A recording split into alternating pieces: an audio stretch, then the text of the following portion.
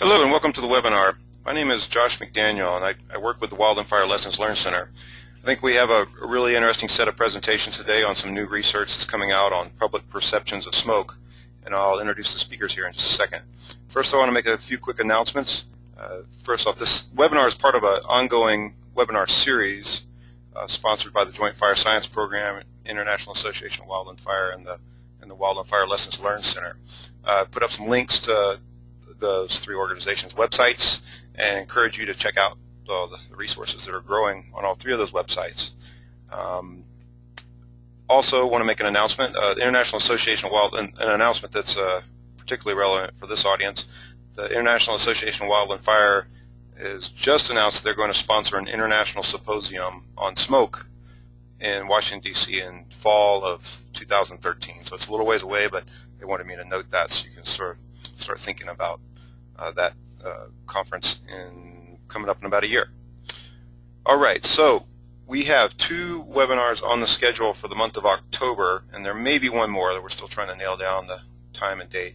The first to go is Mark Melvin, and he's going to be presenting the results of a survey he did on the use of prescribed fire nationwide, and also some work he does with the Coalition of Prescribed Fire Councils in the Southeast mainly. And then on October 18th, Stacey Drury is going to give an overview of the Interagency Fuels Treatment Decision Support System. The time's not listed there, but it's 1 p.m. Mountain Daylight Time as well. All the webinars are at 1 p.m. Mountain. Okay, and so now on to today's webinar. I'll introduce the speaker in a second, but first I want to let you know how questions work. So as the presentations are going along, feel free to type your questions in as you go. We'll have a Q&A session at the end of the presentations, but the quicker you get your question in, the farther up the queue you are, so the more likely we'll be able to get to your question. So ask questions early and often. Also, the webinar is recorded, and it takes a little bit to upload the video. It produces a video file, and we upload that onto the Advances in Fire Practice website, which is a sub-site within the Lessons Learned Center sites, but you can either navigate to it through the Lessons Learned Center menu or just Google Advances in Fire Practice, and that'll take you right there. And the video will be posted usually about an hour or two after the webinar, and then you can pass that link on to anybody you think might be interested. Okay, so on to today's webinar. First, I'm going to introduce the speakers, and we have quite a group of speakers, and there's going to be two different presentations with tag teaming on those presentations, and Eric Toman is going to be doing the sort of managing that. And Eric is an assistant professor in the School of Environment and Natural Resources at The Ohio State University. Using theory and methods from sociology and social psychology, Dr. Toman's research examines how humans adapt to changing environmental conditions. He's conducted research on the human dimensions of wildland fire and fuels management for more than 10 years. And prior to joining the School of Environment and Natural Resources, he completed a fellowship in the Climate Program Office at NOAA in D.C. Okay, and then the first group of speakers after Eric is going to be Christine Olsen and Stacey Frederick. And Christine is a research associate and instructor at Oregon State, and she's been involved in fire social science research related to fire for the last 10 years. She's currently working on projects that look at smoke and communication, agent and citizen relationships, and coupled human-natural systems, and the influence of social networks. She's also a co-investigator on the Northwest Fire Science Consortium. Stacey Frederick is a first-year MS student in the College of Forestry at Oregon State, and her interests lie in human interactions and components associated with natural resource issues. Previous and current research experience explore human dimensions as they relate to wildland and prescribed fires, with special emphasis on smoke-related issues. Okay, so I'll hand it over to Eric now.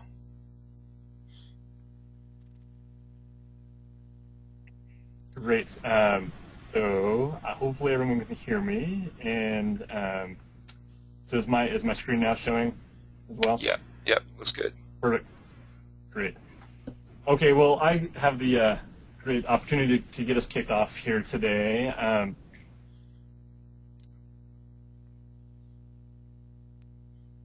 Sorry about that, Eric. Interesting. I was just sorry, that was my fault. Oh, that's okay. Oh, good. I was hoping, that I wasn't getting pulled off the stage already. I just started. But I'm happy to get us kicked off today.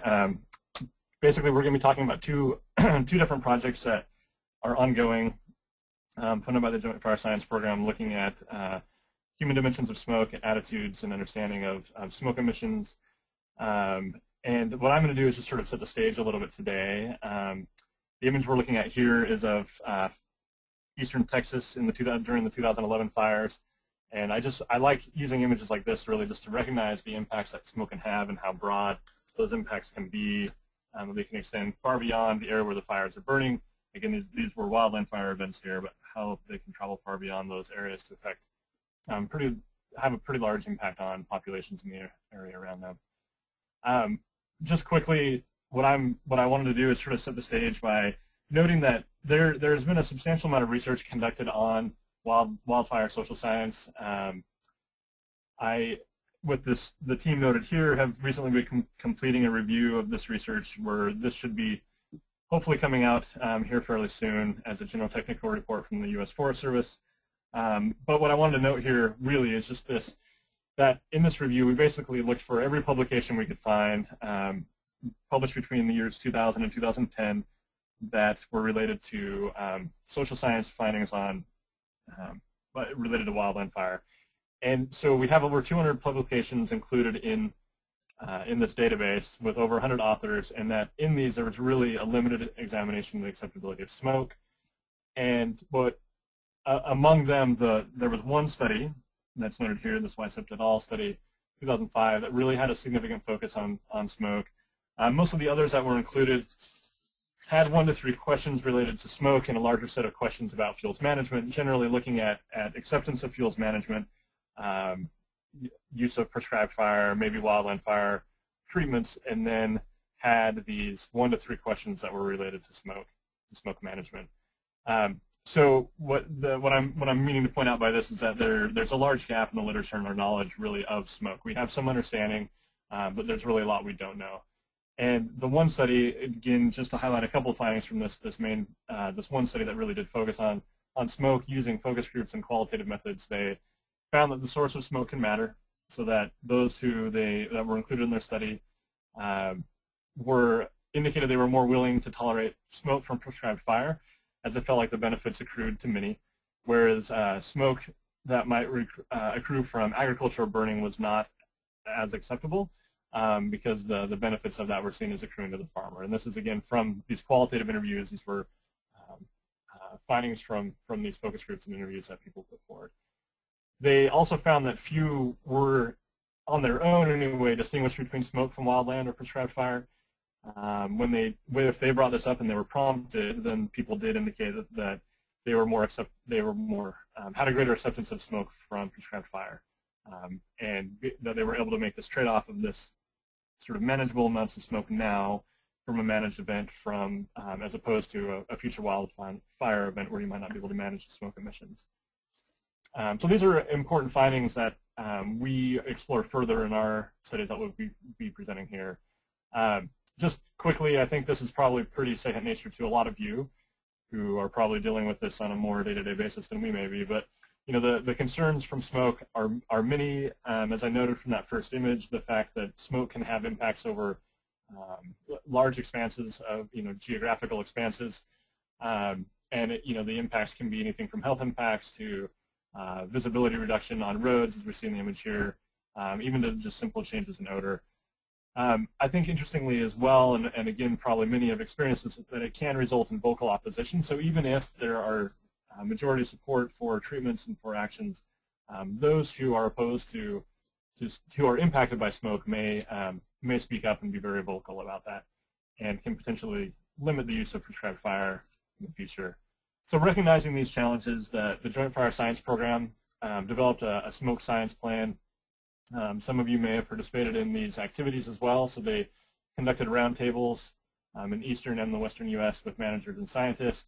They also spent a bit of time reviewing the existing literature and prior needs assessments that had been completed some interviews with fire managers, and actually put together a web-based questionnaire. And from this, they created this science plan that was finalized in 2010 that essentially was designed to guide smoke research from the period of 2011 to 2015.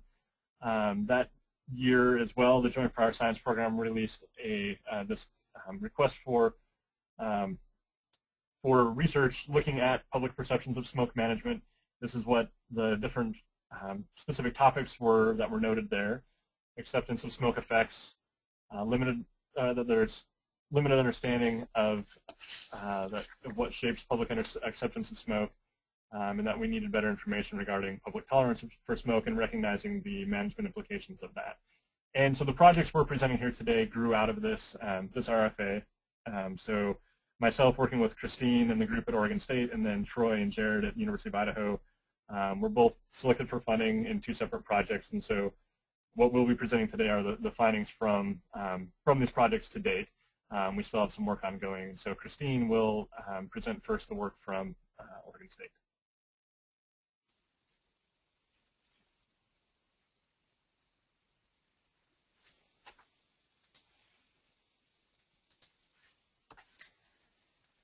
Hello, everybody. Josh, am I sounding okay? Yep, sounds good to me. Okay. So thanks, Eric, for that introduction. As he said, I'm Christine Olsen, and my student Stacey Frederick is here with me. We're at Oregon State, Eric at Ohio State, and I'm going to present just some very brief and preliminary findings from the work we've been doing on this project, this Joint Fire Science funded project. For this work, we've received a bit of supplemental funding also from the Western Wildland Environmental Threat Assessment Center, and we coordinate through the PNW Research Station. And I need to make it, there we go. So just the rationale, of course, as Eric said, there's been a few studies looking at public perceptions of smoke, and what we wanted to do was target communication as a potential influencer of those perceptions. The objectives for the work I'll present today were to identify tactics used for sharing smoke information and look a little bit at the successes and challenges of those, and also examine public knowledge about smoke, sources of information, and communication. So this project is it's a 3-year project, and we are right now at the very end of year 2. And each year for our work represents a different phase. So the phase 1 that we completed in the first year included site visits and interviews. We visited 4 different locations and interviewed a total of 60 people. Those included land managers across a broad array of different agencies, air quality regulators, and then some members of the very active public who were involved with community and interest groups in the locations, which I'll show you in just a moment. The questions that we asked them, we were looking at how they manage smoke, what their role is in managing smoke, how they communicate with others, and what sorts of feedback they received from the public, and in general what sorts of challenges they were facing in terms of smoke management and communication. The 4 sites you can see here, we were looking for some broad diversity in the locations we were going to visit and study. We have geographic, ecological, and social variability, quite significant, rural and urban locations.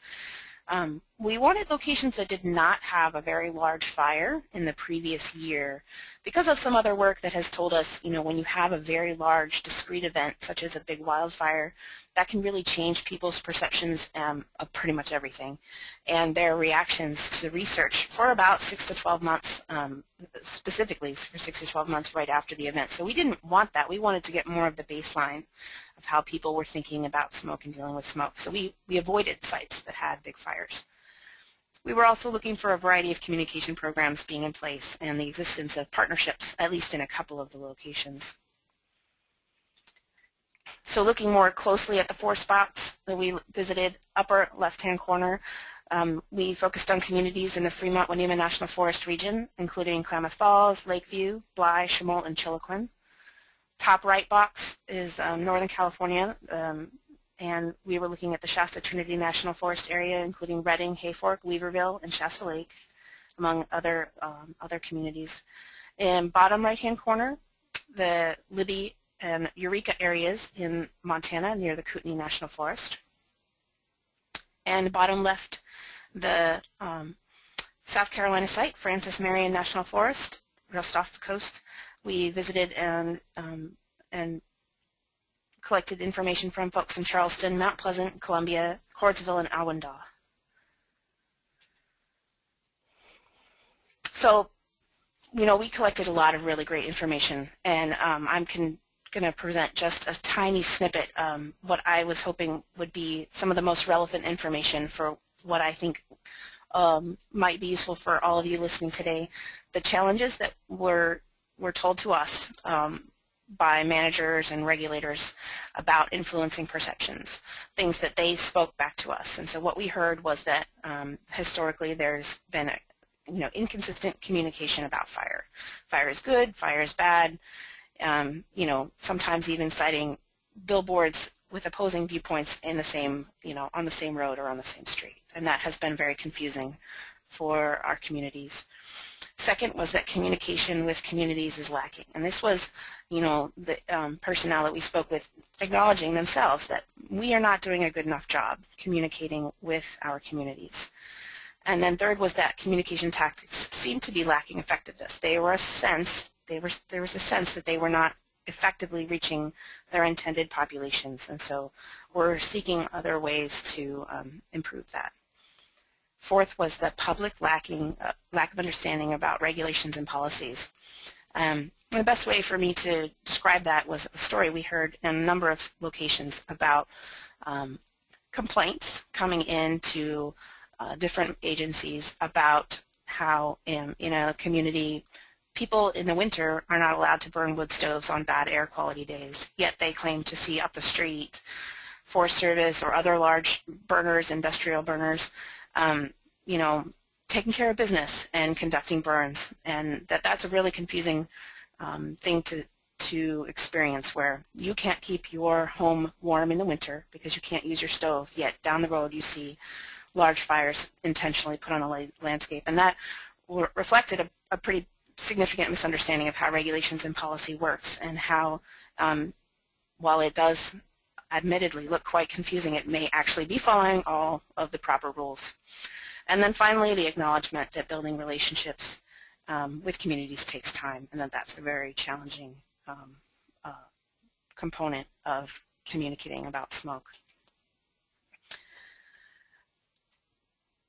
The toolbox that folks responded back to us about, things that they relied on for helping them in that communicating about smoke and engaging their communities about smoke. These are what we most heard frequently about being effective. Strategic public communication strategies. That box in the lower right lists off those that we heard most frequently as being activities that our interviewees suggested they perceived as being helpful and useful, and that they were getting good response from them. You'll notice a lot of them are interactive activities, and that they give the opportunity for engaging generally smaller populations, but in a more intimate manner. Second was the participation in community-based partnerships, and we heard folks responding to us saying that this allowed them to have a broader base of resources to draw on when it came to actually conducting some of the management and reaching out to communities. It allowed them to better develop long-term relationships and to help find common ground among populations in the local area. And third was interagency collaboration, which was one we had not anticipated hearing so much about because, well, it's interagency. You wouldn't think necessarily, or at least I didn't, I acknowledge that that would have been something that could really influence how the public was seeing smoke management. But what we heard from our interviewees was that this allowed them to coordinate their communication messages better so that they were not conflicting with one another. It allowed the agencies across their groups to be better informed about management and communication decisions, and it gave them a better appearance. They felt it gave them a better appearance to the public, and allowing them to be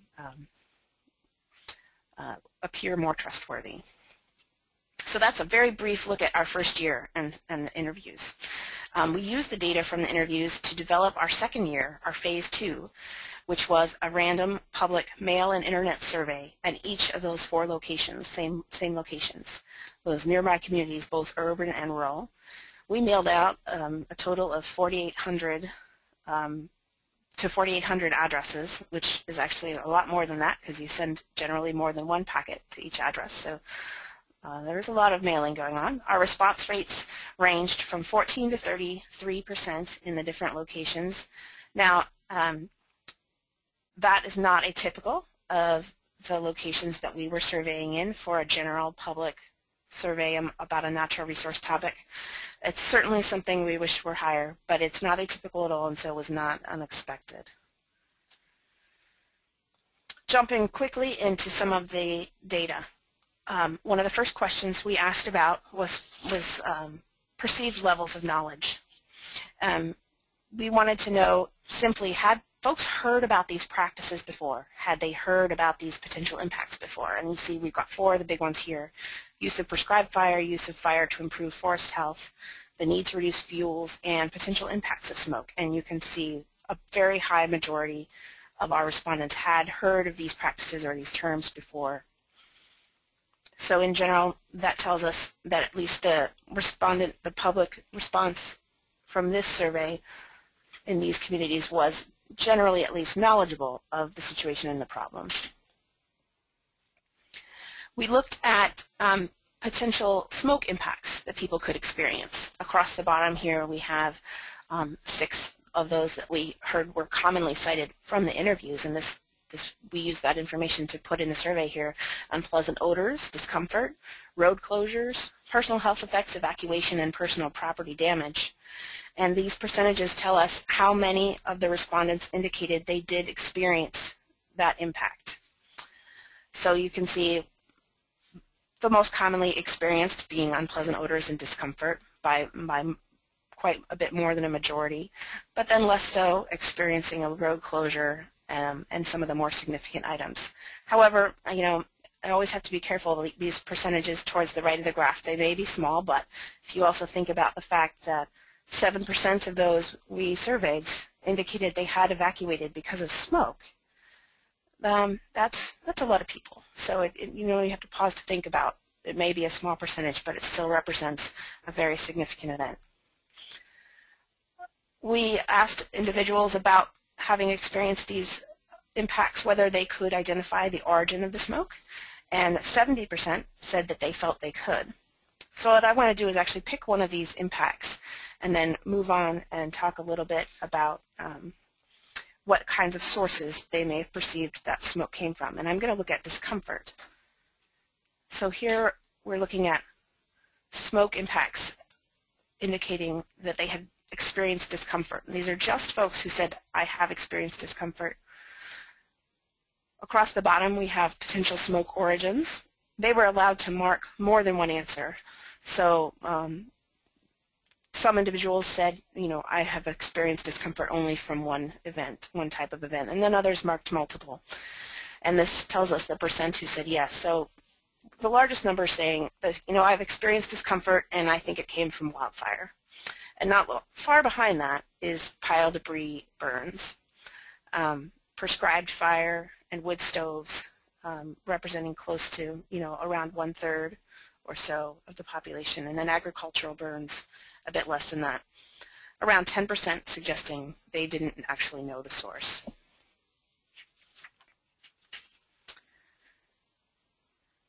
Acceptance of smoke, we found, did seem to vary some by origin of smoke. Across the bottom here I have the wildfire being suppressed, public land, prescribed fire, ag burn, naturally ignited fire, slash veg pile, and private line refuse burns. And this is the percentage who agree that smoke is acceptable from these types of origins. Now, when I look at this, I see wildfire being suppressed is the most acceptable because I sense that folks like to know that we have a risky event happening and that something's being done, even if the smoke is present, that it's that something's being done to take care of that. But I like to see, and I suspect many of you do too, that public land prescribed fire acceptance smoke from that is also a bit higher than a majority, recognizing that that's acceptable. One of the things we'd like to investigate further as we go on to the analysis is more about what influences that specific response and when people accept smoke from prescribed fire.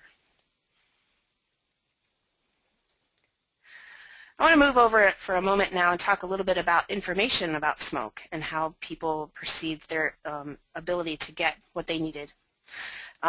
We asked quite a series of questions about this, and here we're presenting just a handful. We found around a quarter indicating, you know, I intend to find out more. I feel I don't know enough. And then a bit more saying, you know, seeking additional information is productive use of my time, and my friends and family support that. But then the bottom line there, 46% saying it's hard for me to find useful information. So that tells me and tells us that that we need to do a better job of getting the information needed out into hands of people who are seeking it. We asked a couple of questions about whether they felt that they had enough information. What we did with this question, I have to explain, is we asked, you know, on a scale of 0 to 100, how much information do you feel you have about smoke? When 100 is everything possible to know and 0 is nothing. And then we asked another question and said, how much on that same scale of 0 to 100 do you think you would need to feel comfortable? And so we took that, how much do I know and how much do I feel I need to be comfortable, and then looked at the difference. And so that's what we have in the pie chart here. 20% of our respondents surprisingly said, you know what, I have more than enough information. I'm good. I was a little surprised it was that high. 47% saying they're sufficient. They answered with the same number for each one. I'm good, I have enough, I feel comfortable where I am. And then 28% indicating they did not have enough information. Looking just at that group of 28% that did not have enough information, the mean difference for how much information they had and how much they wanted was 27.8 points on a scale of 100. So that's pretty significant. So among our folks who say, I didn't have enough info, they're saying, I'm actually quite lacking in information. We asked about a whole slew of information sources. We actually had 16 in the survey. I'm presenting here just the 6 that folks indicated were most useful to them.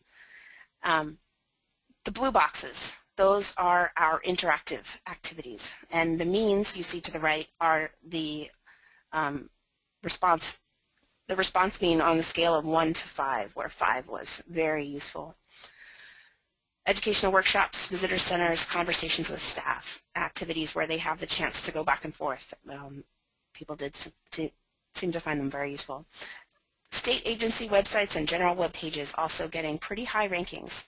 And so the web seems to be an increasing resource. And I'll add, though, in the research we've been doing over the last 5 to 10 years, we've seen that changing. 10 years ago, websites were not one of the more commonly cited trustworthy and useful sources, and now we're seeing that really change. We have looked at one additional piece there at the bottom. We've found that for individuals who have higher numbers of sources that they claim to have used, we also are seeing that they tend to be those that have higher levels of self-assessed smoke knowledge. Now this is what we would call the agency report card, I guess.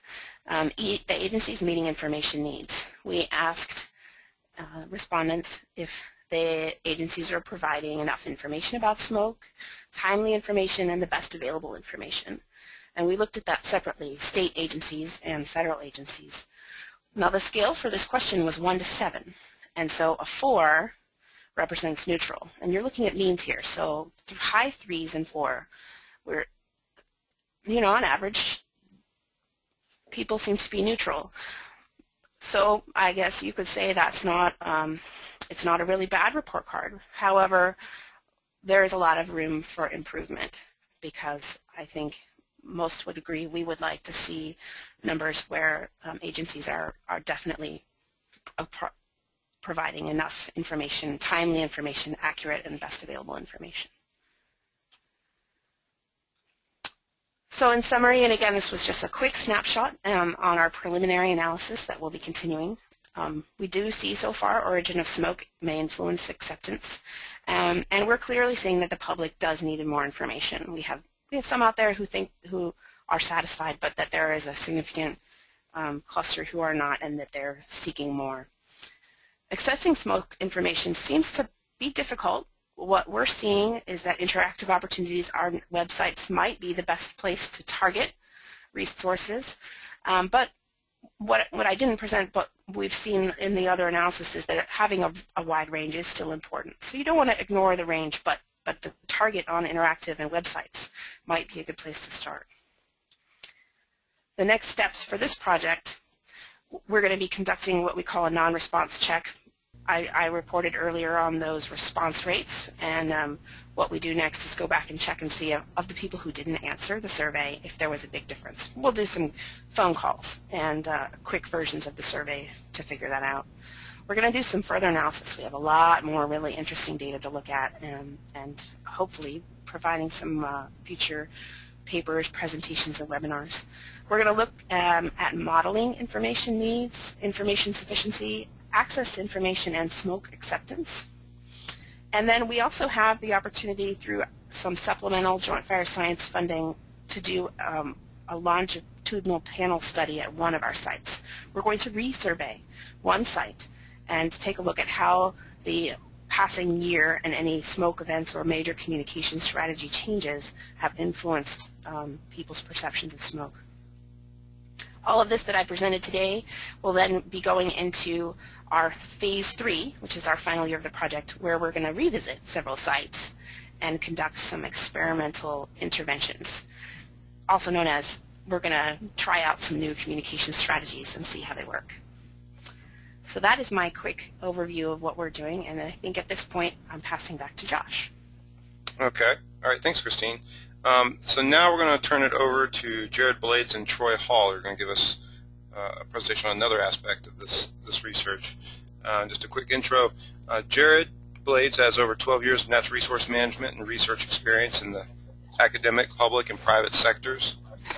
He's currently a PhD student at the University of Idaho in the College of Natural Resources, Department of Conservation and Social Sciences. He's an interdisciplinary research team member, and he's focusing on understanding and effectively communicating local scale effects of climate change in the Northern Rockies. He's also a member of a Joint Fire Science Program research team investigating public tolerance of smoke from wildland fires. And Troy Hall is a professor in the College of Natural Resources at the University of Idaho. She's conducted research across the U.S. to understand public perceptions of natural resource issues and support for land management. She also has an extensive program of research on evaluating different communication strategies used with different audiences. Okay, so I should be passing it to you there. All right, thank you, Josh. Again, my name is Jarod Blades, and with me here is Dr. Troy Hall. And I'd also like to acknowledge Dr. Stephen Shook, who's a collaborator on this project. Our study follows up well on Christine and Eric's study of communication and information sources. We're going to build on that a little bit by talking about tolerance of wildland and prescribed fire smoke in the Northern Rockies and South Central United States. Leading right into the question, we were interested in how cognitive factors, personal characteristics, and community characteristics influence individual tolerance of smoke and support for forest management, and does that tolerance and support differ by region? Again, the two areas we looked at were the Northern Rockies and East Texas and Western Louisiana.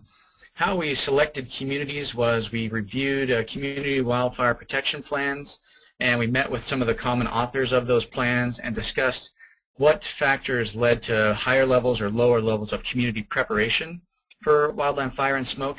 And we also conducted an online preliminary survey of managers and also did some follow-up phone calls. And we've also had the great benefit of working with Drs. Toman and Olsen, coordinating closely with their study and feeding off each other's insights from their first two phases of their work as well. In terms of the total communities, we selected 18, 9 in each region, and we stratified those communities by rural WUI communities that were more prepared for fire. They have completed their wildfire protection plans. They have wildland urban interface committees. They've planned and conducted projects in their communities versus rural WUI less prepared communities who may or may not have a plan, but maybe haven't been as active in following through on their management activities or forming committees within the wildland urban interface. And then our third category was an urban categorization, where they are still living in areas that are impacted by smoke, but they may not be as directly impacted as a wildland urban interface community or a rural community. So between the Northern Rockies and the South Central United States, there's some important similarities and also some differences. As we've already discussed, there's a big need for information on public tolerance of smoke in both areas, but there's a kind of a paucity of research specific to that. In both areas, they've had a real rapid and widespread change in terms of social and ecological systems. In both areas, they've had a lot more wildfire and other disturbances that may be related to climate change effects. In terms of social dynamics, both areas have seen dramatic growth compared to the rest of the nation, and also a lot of redistribution of the population from urban areas towards more of the wildland urban interface rural areas. And within those different types of communities, we've seen a real steep gradient or a mosaic of their level of preparedness for fire. Some differences between those two areas are in terms of the forest type and when and how often they may see fires returning to those ecosystems. The Northern Rockies, traditionally just a lot longer fire return interval compared to the southern longleaf pine forests, where they're seeing fire all the time, historically every 2 to 5 years. The type of prescribed fire that they're using in the Northern Rockies is a lot more slash and wildland fire use. And in the south, as we all know, they do a lot more understory burning to clear out fuel levels. And just in the sheer number of acres completed every year, a lot less is occurring in the Northern Rockies, about a 10-fold increase in Texas compared to both Idaho and Montana. That was in 2010.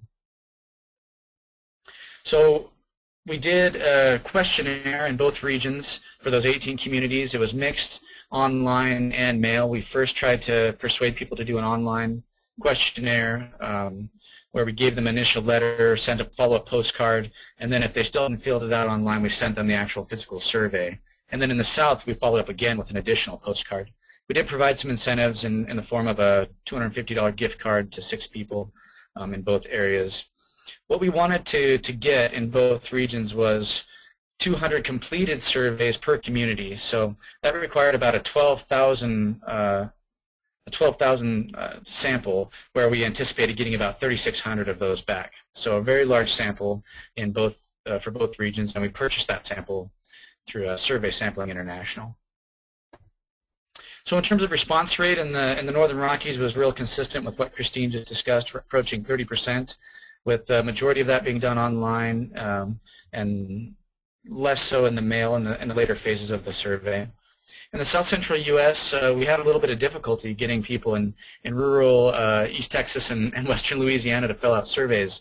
And we had about an 8% response rate, but given the large sample that we started with, that still resulted in near 400 completed surveys. So we may have some issues in terms of generalizing to that entire population, but it's still a pretty robust sample. You can see the distribution on the pie charts on the right. We had a pretty good spread between the rural WUI, less prepared, more prepared, and urban communities, and also between rural and urban communities. An important piece and an interesting piece of our study was we conducted 100 non-response interviews. So we called people that didn't fill out the survey and asked them about some of the key pieces of our survey to see if that changed, if their answers were different than what we were seeing in people who actually completed the survey. And we were pleased to find out that we didn't find any statistical differences both in the North and the South between how people answered questions about their smoke tolerance, how they support management, and their awareness of the benefits of prescribed fire.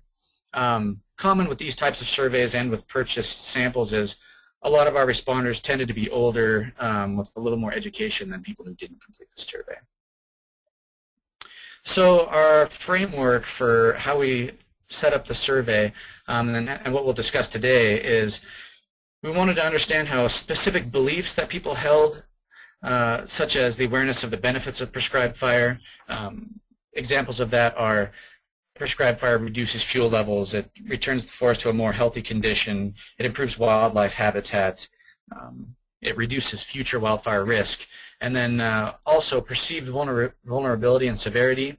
That is how vulnerable do people think they are to personal health effects from smoke, impacts to their occupation, impacts to travel, impacts to school recesses, and then severity is how bad do they think those effects are going to be. So we wanted to understand how specific beliefs and other factors such as agency trust, their individual knowledge, experience with smoke, and demographic differences, how those lead to overall tolerance of smoke from different sources and their support for prescribed fire management. So let's get into some of the results. In terms of the awareness of the benefits of prescribed fire, in the Northern Rockies, you'll see with that asterisk there, we found that rural communities in the wildland-urban interface were less aware of the benefits of prescribed fire than those that are in prepared communities or in urban communities. And then in the South, it was a little bit of an inverse trend. Although they weren't statistically significant, it appears that less prepared or just rural wildland-urban interface communities are more aware of the benefits of prescribed fire. And that may be, related to their experience of always using fire a lot in the rural areas. In terms of their risk perceptions, their perceptions of vulnerability and severity, there were some interesting differences between the Northern Rockies and the South and different community types. In the Northern Rockies, on the far left there, you'll see that the rural wildland-urban interface communities, they perceived a higher level of vulnerability and severity than did the urban areas. So they thought that there would be a higher level of impacts and that it would be worse. And notably, an important difference is in the Northern Rockies, they had a high perception of recreation impacts compared to the South. The South did not key in on recreation as a primary impact. In both regions, it's important to see that on the far right of those graphs, that's perceived severity, and that's overall very low. People didn't think, even if they acknowledged impacts, they didn't think they were going to be that bad. In terms of agency trust, and what I mean by trust is in terms of credibility and competency. Competency is how effectively fire managers can control wildland and prescribed fire, and credibility leads more to how timely are they in providing information about potential smoke impacts. But across the board in both regions, trust in agencies was fairly high on that positive side. In the Northern Rockies, the urban and more prepared communities were a little more trusting than the rural, wooey, less prepared communities, which you might suspect. In the South, there was pretty consistent trust across all community types.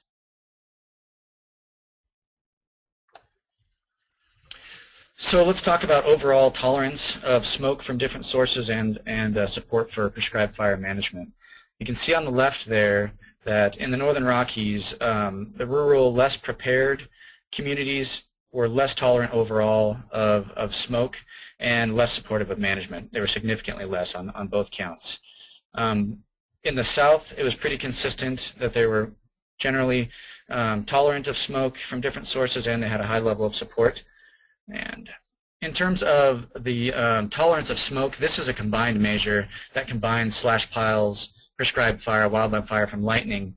But it's important to note that whenever we split those out, people generally were more tolerant of lightning-caused wildfires than they were of prescribed fire. And that's consistent with previous studies and with what Christina presented.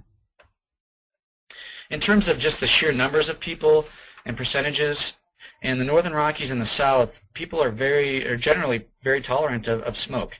You can see that in the Northern Rockies, 60% and 75% in the South are tolerant. They're on that positive tolerance side of the scale.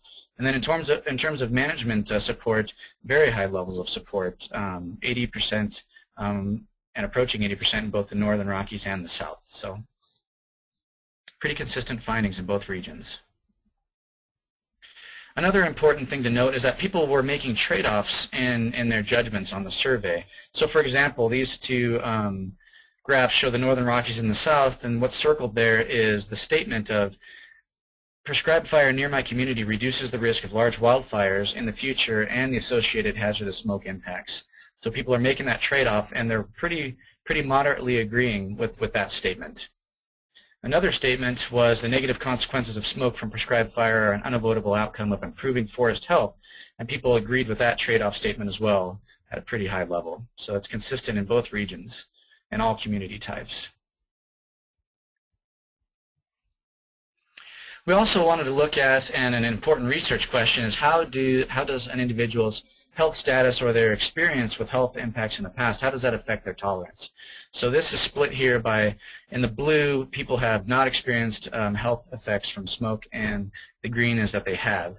And as you might expect, on the left there, people who have not experienced health effects from smoke are significantly more tolerant of smoke from various sources than people who have experienced smoke effects. And that's consistent in both the Northern Rockies and the South Central United States. And the same holds true for support for prescribed fire management. Significantly higher level of support for people who have not experienced. And that's pretty intuitive findings there. You can see that below that also, people who haven't experienced smoke effects, 75% of people were on the tolerant side of that. So pretty high levels of tolerance. And then even if they had experienced health effects, 61% were still tolerant. So that's an important thing to note. And the same holds true and is higher for support for prescribed fire management. Very high levels of support, regardless of whether they'd experienced health effects or not. It was also true for agency trust and awareness of prescribed fire benefits. People who had experienced health effects had significantly lower levels of those. And they also perceived higher levels of vulnerability to the impacts of smoke, and they thought it would be worse if they had experienced health effects. So let's talk about the entire model. How do all of those variables influence prescribed support for management and tolerance of smoke?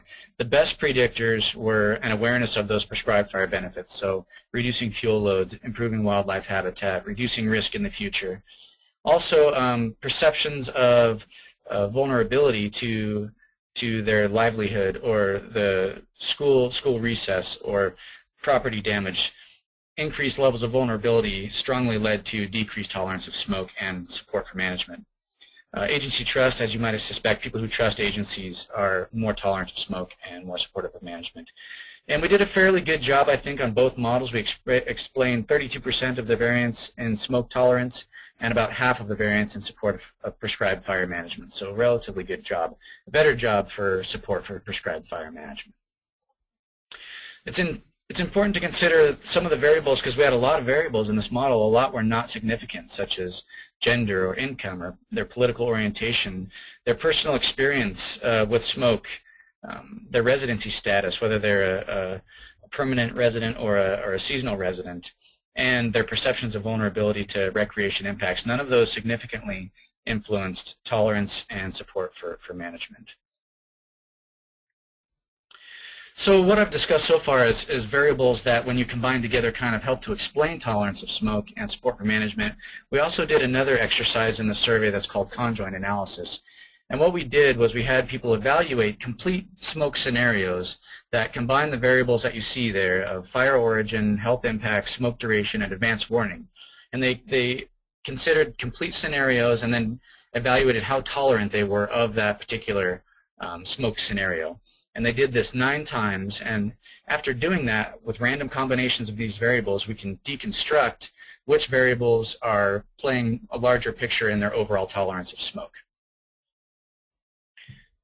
So in conjoint, we found that fire origin and advanced warning were consistently the highest underlying factors of smoke tolerance.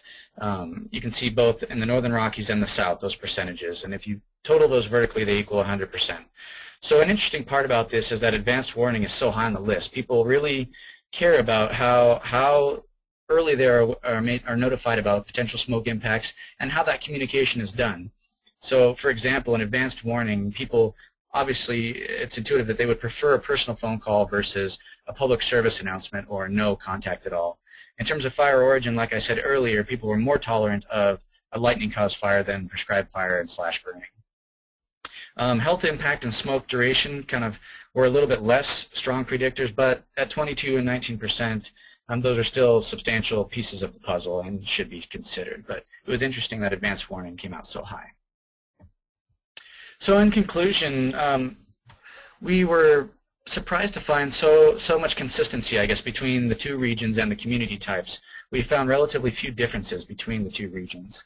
And I think that potentially is good news. I mean, overall, we saw their perceptions of severity are pretty low. They may recognize impacts, but they don't think it's going to be that bad, and they're willing to make trade-offs.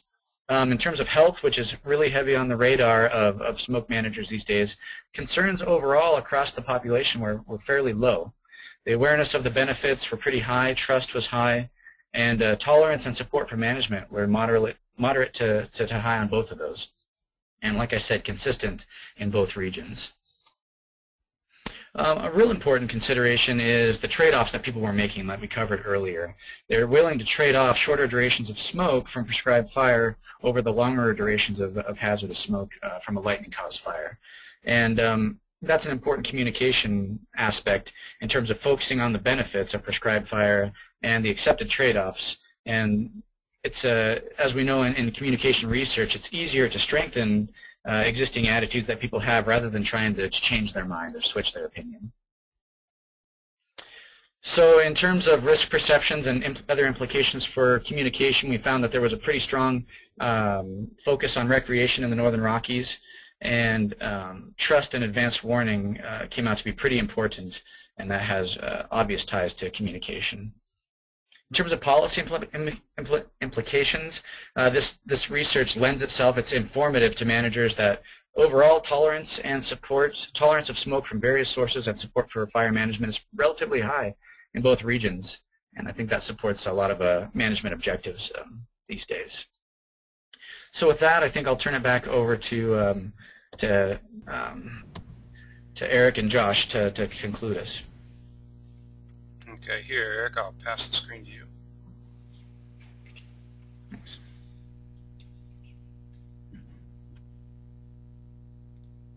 Great. Okay. I think, yeah, I just unmuted myself. So I'll wrap this up really quickly so that we can have some questions here.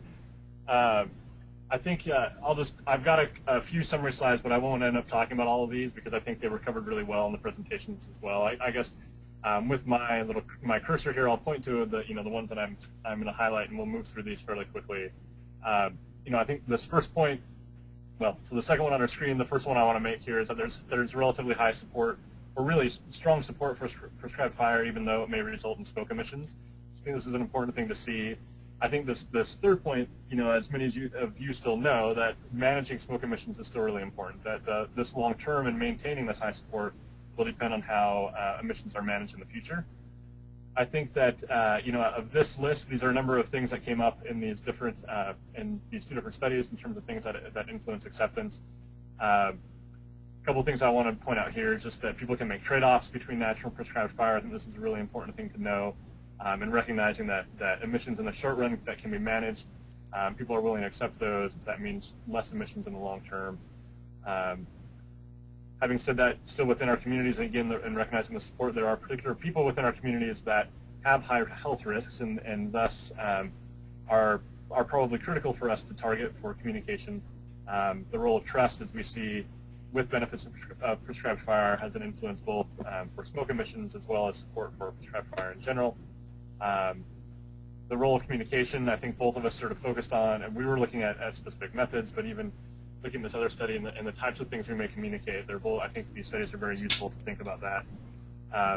The last point I want to make is just that I think there's a couple of, when we're thinking of this, two different types of information that people need. So one is really sort of this, maybe in a pre-fire event, whether that be a wildland or prescribed fire, that really focuses on the benefits and rationale of prescribed fire. There's been a lot of work looking at this and implementing these types of communication methods. And then this final point of, there's also communication needed when there are ongoing burns. Again, either this is specific to prescribed burns, but even wildland fires.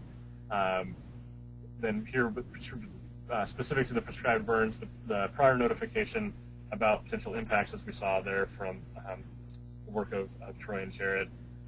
And so these are different types of information, and I think as we look at the methods that people were using, they're likely using different methods depending on the type of information that they're looking for. We can maybe talk more about that with the questions. But with that, I'll wrap up so we can take some questions. Okay. All right. Thanks, Eric. I'm going to go through the questions. Christine has responded to some of the questions in text, and many of you can see that, but I imagine there's some out there that aren't able to see the questions. So maybe we can go through them again, and then if there's anybody else on the panel that wants to add to that. First off, starting off, Cindy Huber is wanting to know if she can get a copy of the presentations.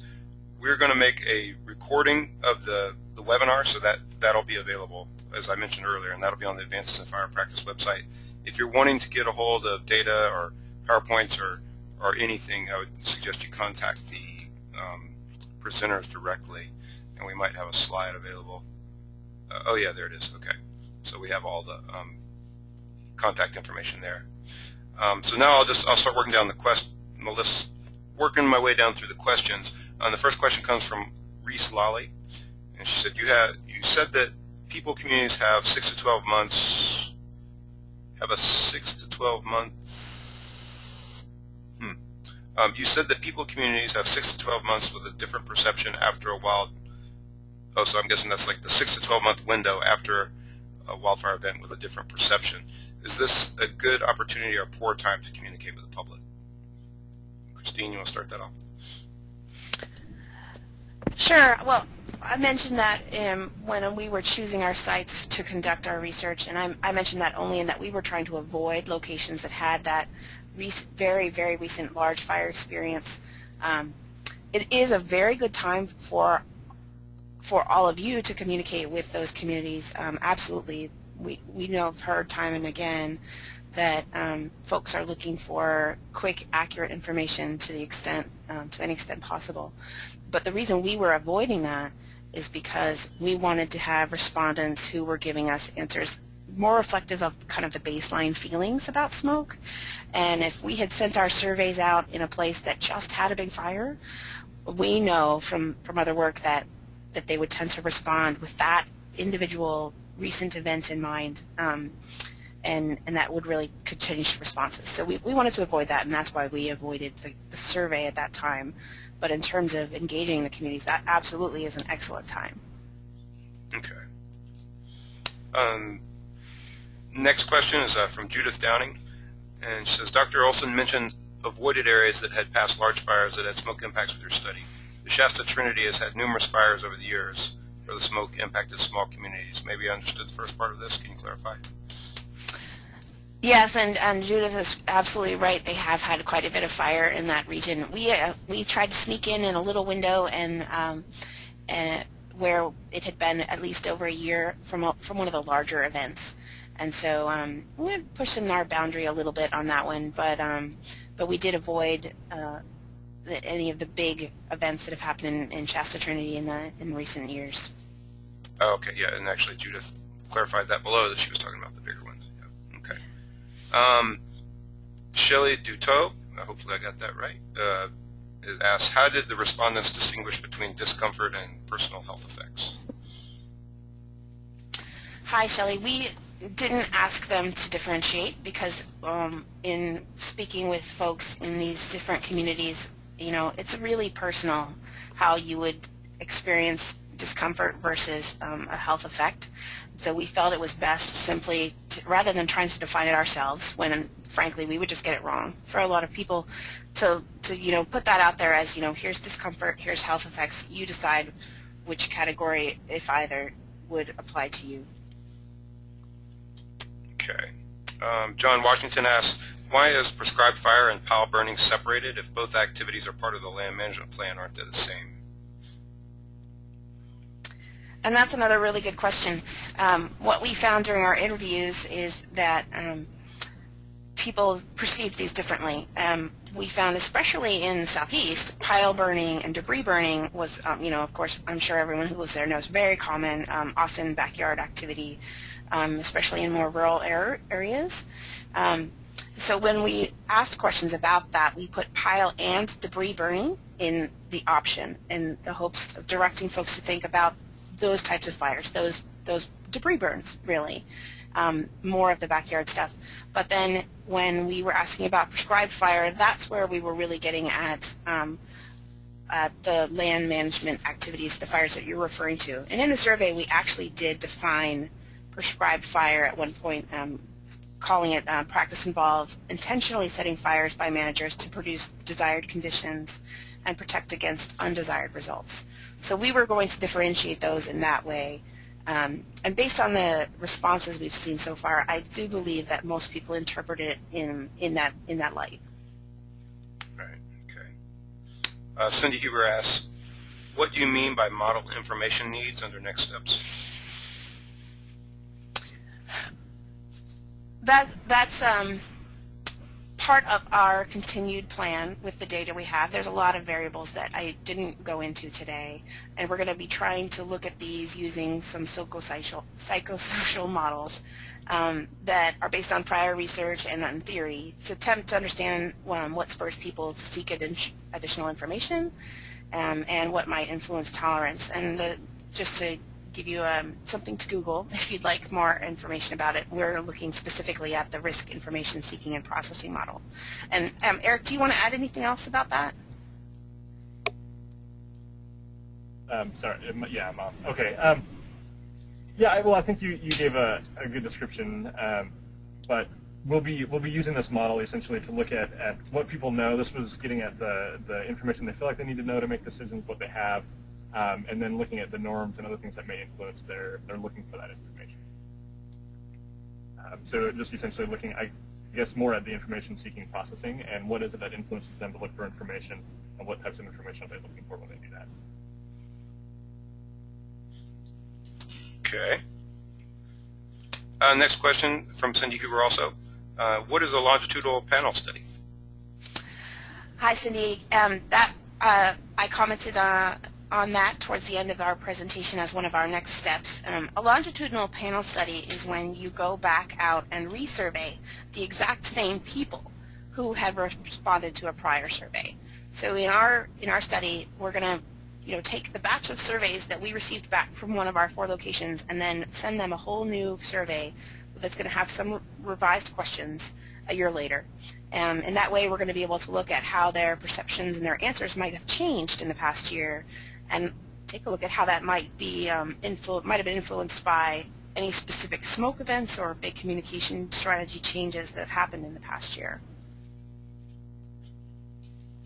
Okay, so next, David Boyce has more of a statement than a question, but there are some questions in there, and if any of the panelists want to respond, they can, so I'll read it out. This is like parking an ambulance below the cliff. How did we get away from managing our forest by allowing timber harvest and generating logs instead of letting it all go up in smoke? We save a spotted owl, maybe and burn up millions of animals and resources. The smoke is secondary, yet causes more pollution and carbon emissions than cars and factories. Where have our priorities gone? We seem to have everything backwards. Anybody want to comment?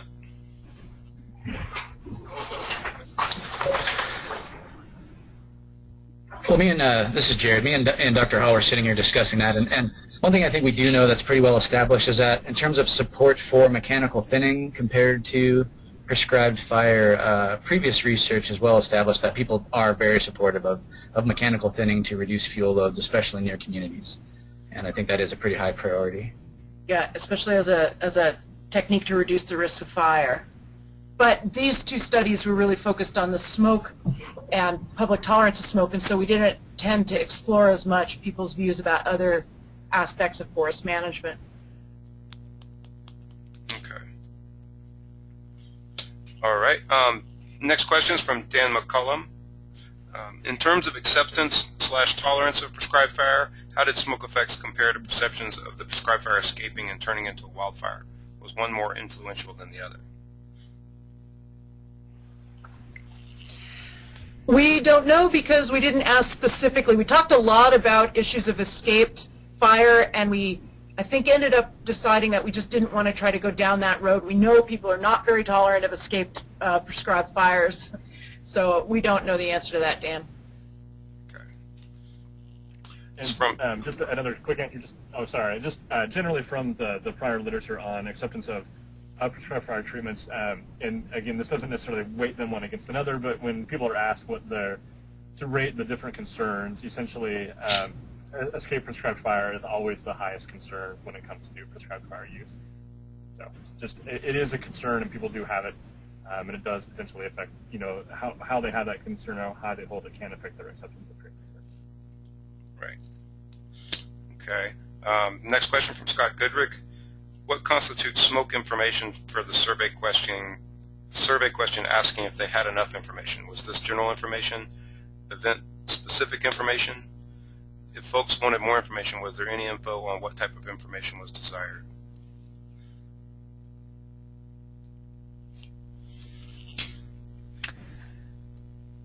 I'll field that one. In our study, we used the term smoke information very generally, so it was meant as a general term, general information for folks who may have had an event to, you know, ask questions about. It would have been a specific information. And I'm trying to remember, Stacey's here with me. We didn't ask them about. Oh, now I just lost the question. We didn't ask them if what specific information they were desiring in what formats. We just didn't ask that question straight out like that. Although that's something that in our year 3 site visits with our experimental approach, that's part of what I think we're going to be getting at, is going out there with some new ideas and testing out some different strategies and seeing how that works, and it's certainly part of the feedback that I fully expect we'll receive. All right, next question. Have there been any analyses of public acceptance / tolerance of prescribed fire smoke at locations that are near or within non-attainment areas for criteria pollutants? Of the 4 sites that we surveyed, both Libby, Montana, and Klamath Falls, Oregon, and Lakeview, Oregon, were all either currently listed or recently listed or about to be listed as non-attainment. So the data we collected absolutely does reflect some of those non-attainment areas.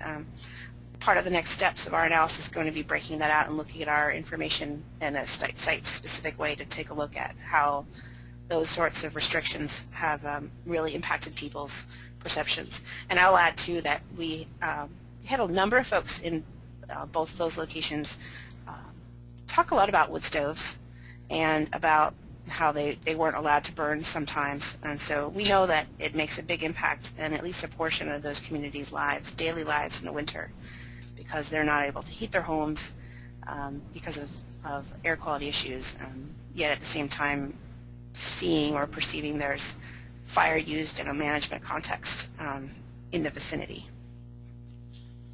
Okay. Next question from Diana Henson. The focus of your studies are mainly on the east and west coasts with exclusion of East Texas. Given the drought and farming issues, are you considering a Midwest or Central U.S. study?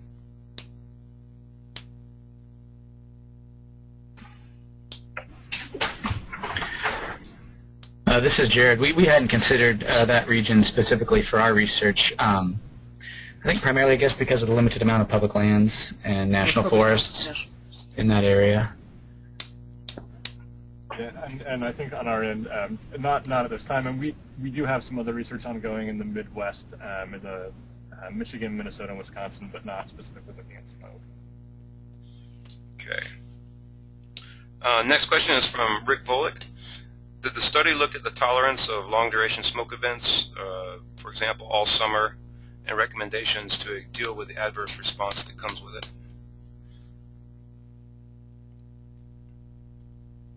And you can see we answered that our longest duration in that conjoint study was greater than 2 days. And so we didn't specifically address very long-term durations of smoke, but it is an excellent point, especially in the fall that we've been having here in the Northwest in terms of smoke. Okay. David Boyce has another comment. David, I'm sorry, I'm going to have to skip it now because it's about mechanical thinning, which is sort of, it's a different topic than what we're discussing today, and how do we get back to mechanical thinning? A very important question, no doubt. I mean, there's the need for thinning in some areas is crucial, but there's economic questions, all sorts of things that aren't related to this specific research. So I'm going to skip that now, but thanks for your comments, and I'll put that down as something we can maybe address in a future webinar. And the last question we have is from Diana Henson, and is, have you considered any survey questions that ask for the public opinion of smoke's contribution to ozone? Well, I'll take a shot at that. We didn't specifically ask about ozone and the smoke concentrations, and I'm not sure if people would pick up on that specifically whenever they're thinking about smoke. But a couple of questions we did ask were related to asking whether people felt that smoke from prescribed fire, if that should be included in the EPA air quality limits for your state. And in the Northern Rockies, I think it was about split 50-50 in terms of whether they thought it should be included.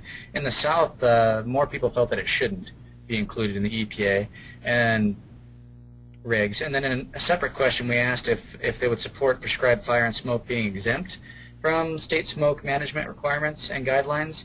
And in both regions, there wasn't overwhelming support for that exemption. So even though people were tolerant and supportive of the management practice, they weren't willing to support an exemption in either region. Okay. All right, well, I think we're going to cut it off there. I think this has been a very interesting presentations and also some interesting questions and responses to those questions. And I want to thank the panel for all the work that went into this, and we look forward to seeing some of the products you guys produce with that. And so with that, I'll say thank you, guys. Yes, thank you. All right. Yeah, thanks, everyone. So Thank you. The recording will be available pretty soon. We should have it up in about an hour after it's uploaded, and I'll put the link on Advances in Fire Practice. And once again, thanks everybody for coming.